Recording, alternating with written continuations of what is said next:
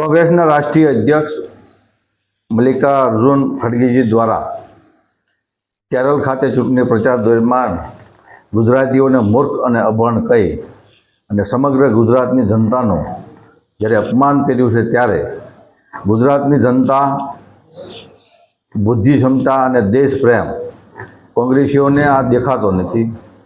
ત્યારે કોંગ્રેસીઓ આજે નહીં પણ વર્ષોથી ગુજરાતીઓનું જ્યારે અપમાન અને નફરત કરતા આવ્યા છે. આપણે અગાઉ પણ જોયું છે, સરદાર પટેલ હોય કે મોરારજી દેસાઈ હોય, ત્યારે પણ વારંવાર એમની અવગણનામાં કોઈ કસર છોડી નથી એમને. ત્યારબાદ આપણે સૌ જાણીએ છીએ કે જ્યારે નર્મદા યોજનાની અંદર જ્યારે અવરોધ ઊભો કર્યો, ત્યારે તેની પાછળ પણ કોંગ્રેસ હતી. મલ્લિકાર્જુન ખડગેજીનું જે નિવેદન છે તે કોંગ્રેસની હલકી માનસિકતા દર્શાવે છે.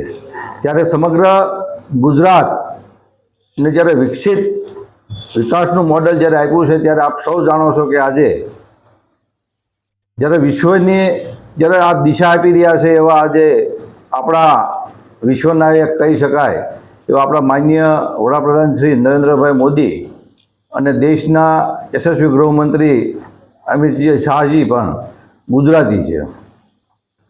ત્યારે કોંગ્રેસનો આ જે અહંકાર છે એ આજે એની પોતાની માનસિકતા પણ દર્શાવે છે.